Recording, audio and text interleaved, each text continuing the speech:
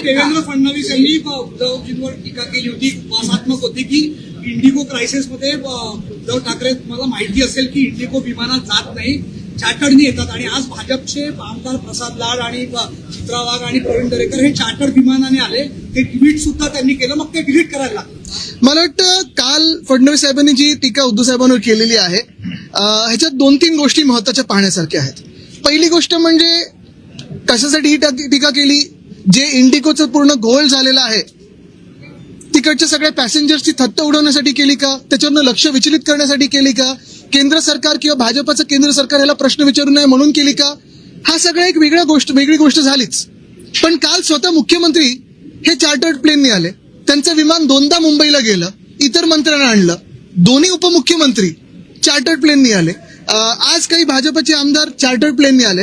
पण ह्याहूनही पुढे जाऊन मी तुम्हाला सांगतो, विधानसभेच्या प्रचाराचं तर वेगळंच, आत्ता सगळ्याच्या नगरपंचायत आणि बाकीच्या निवडणुका चालू आहेत, तेव्हा एक मुख्यमंत्री आणि 2 इल्लीगल उपमुख्यमंत्री, म्हणजे पद ती खरं ग्राह्य पकडू शकत नाही, हे कुठच्या हेलिकॉप्टरने फिरतायत, की इंडिगोने फिरतायत, स्पाइस जेटने फिरतायत, एसटी पकडून फिरतायत, गाडीने तरी फिरतायत का. एक उपमुख्यमंत्री तरी असे आहेत जे गद्दार आहेत, त्यांच्या गावी जायला रस्ते नाही आहेत, 2-2 हेलिकॉप्टर जातात.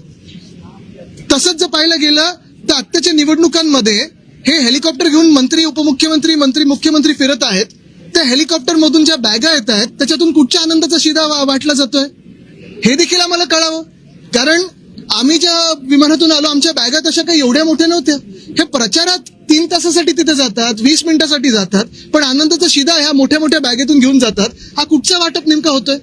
आणि म्हणून मी तुमचं सगळ्यांचं लक्ष पुन्हा एकदा या गोष्टीवर आणतो की आपल्या देशामध्ये 2014च्या आधी किती वेगळे एअरलाईन होते बघा, आणि नंतर 14 नंतर हे एअरलाईन मारत मोनोपोली झाली, आणि केंद्र सरकारचं देखील ही एअरलाईन ऐकत नाही अशी दादागिरी करून केंद्र सरकारलाच हे उत्तर देणं गरजेचं. आणि नुसतं एका मंत्र्याला नाही तर केंद्र सरकार नेमकं काय करतंय याच्यावर प्रश्न आहे.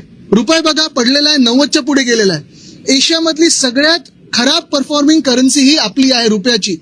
तसं पाहायला गेलं तर शेतकरी आत्महत्या वाढलेल्या आहेत. परवा देखील आमचे जे खासदार आहेत ओमराजेजी, त्यांना उत्तर आलेलं आहे की महाराष्ट्र शासनाकडून प्रस्ताव आला नव्हता, आता आल्यानंतर, म्हणजे हे सगळं उत्तर आल्यानंतर आता प्रस्ताव पाठवलाय कर्जमुक्ती किंवा जी काही मदत असेल ती. म्हणजे एका बाजूला साफ लोकांबरोबर खोटं बोलायचं आणि दुसऱ्या बाजूला थट्टा करून लोकांचं लक्ष विचलित करायचं ही त्यांची प्रवृत्ती.